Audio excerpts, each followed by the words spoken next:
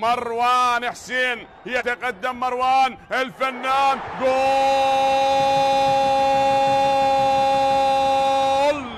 أول أهداف المباراة، مروان، هذا هو الفنان يسجل أول أهداف المباراة للكتيبة الحمراء لنادي نوروز. مروان حسين لاعب الخبرة يسجل الهدف الأول بالمباراة. نعم، يفتتح التسجيل من علامة الجزاء لنادي نوروز لصاحب الأرض. شاهد هنا الإعادة، وضعها في الزاوية اليمنى وكانت صعبة على الحارس حسين علي جولي. والتقدم الآن لنادي نوروز بهدف مقابل لا شيء من خلال الكرات الثابتة. هم سجلوا من علامة الجزاء وممكن أوليفيرا، جول! البرازيلي يسجل، نعم، في النهايات ويقول لا بل هذه هي البدايات. أوليفيرا يسجل الهدف الثاني في المباراة، ثاني أهداف اللقاء لنادي نوروز للكتيبة الحمراء. كلاديو أوليفيرا يسجل الهدف الثاني بالمباراة، نعم، ويضيف الهدف الشخصي الثامن هذا الموسم. أوليفيرا سجل هدف جميل بعد تلك التمريرة الرائعة والجميلة، ويضيف الهدف الثاني هنا لنادي نوروز حتى تصبح نتيجة المباراة بهدفين دون رد. أوليفيرا يسجل الهدف الجميل، روعة من كلاديو أوليفيرا من البرازيلي، يسجل الهدف الجميل. شاهد تمريرة بذكاء من محمد سامي إلى قدم اللاعب أوليفيرا، نعم، لم ينتظر كثيرا، هو على الطاير يا أوليفيرا، وضعها في الزاوية البعيدة، نعم، جعلت الحارس يقف يتفرج ويشاهد كيف دخلت الكرة في المرمى. ولا زالت مستمرة، هناك برسان شيرزاد والكرة عدت بالراس، جول!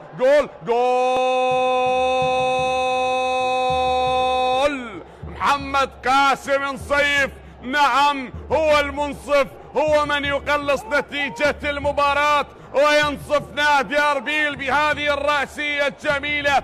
ذكرنا وحذرنا مهارات الموهوب محمد قاسم نصيف، لن ينتظر كثيرا ويعود ويقلص نتيجة المباراة. هنا العرضية من اللاعب برزان وراسية الفنان محمد قاسم نصيف يقلص نتيجة المباراة وتصبح بهدفين مقابل هدف براسية جميلة أسكنها الشباك وتقلص النتيجة من جديد لتصبح بهدفين مقابل هدف، وهدف ثالث يضاف في المباراة لتصبح بهدفين لنادي نوروز وهدف لنادي أربيل. إيفياني يحاول الآن، جول!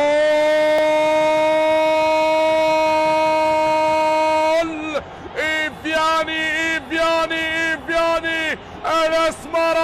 الأسمراني يسجل هدف جميل بصاروخ لا يصد ولا يرد. إيفياني، لا يا إيفياني، ارقص، فهو يرقص الآن على جراحات القلعة الصفراء، على جراحات الإمبراطور، ويسجل هدف قاتل بوقت قاتل بالوقت الإضافي بكرة لا تصد ولا ترد. إيفياني يسجل هدف ثالث في المباراة، نعم، يا لها من تسديدة ويا له من هدف جميل، وضعها بسقف المرمى. لا فلو وضعت حسين علي جولي وثلاثة من الحراس لن يتمكنون من التصدي لهكذا كرة قوية. مباشر عبر قنوات شبكة إعلام العراقي، مرت الكرة، هنا التسديدة، يأتي الهدف، جول!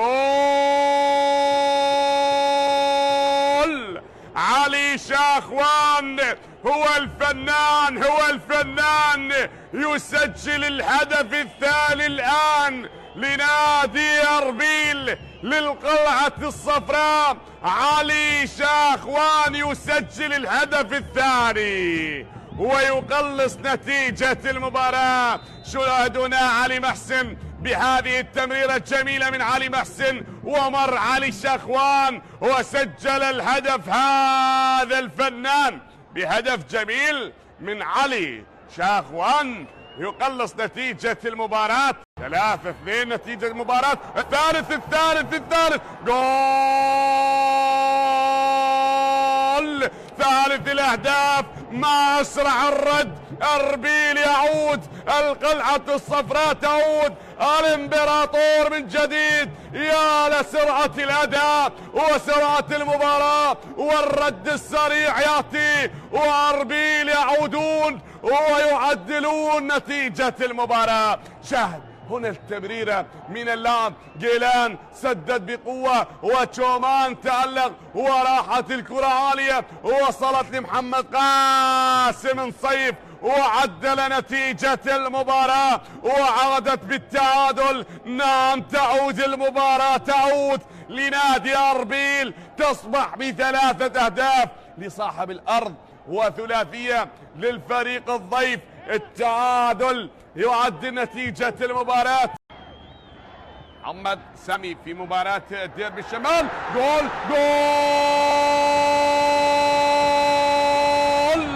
أحمد خالد يسجل الهدف الرابع لنادي نوروز. أنت خالد وستبقى خالد في ذاكرة الجماهير. نعم هنا جماهير نادي نوروز ستبقى خالدا يا ابن خالد بهذا الهدف الرابع لنادي نوروز، يغير نتيجة المباراة والمعادلة لهذا اللقاء. 4 أهداف مقابل 3 أهداف من أحمد خالد. الهدف الرابع هنا الكرة نعم من محمد سامي إلى راسية اللاعب أحمد خالد ووضعها في المرمى وأضافت الهدف الرابع لنادي نوروز. 4-3. محمد قاسم نصيف هو من يتقدم الآن. جول محمد قاسم نصيف هو المنصف الذي يعدل نتيجة المباراة لنادي أربيل. نعم محمد قاسم يسجل الهدف الرابع والهاتريك لهذا اللاعب بهذه المباراة بعد ما سجل الثنائية. الآن يسجل 3 أهدافه من خلال مباراة اليوم، وكذلك يصبح برصيد 17 هدف الآن. نعم عادت المباراة كما ذكرتها باللحظات الأولى. نادي نوروز يسجل وأربيل يعود ويعدل نتيجة اللقاء مرة أخرى. 4 أربيل 4 نوروز. نعم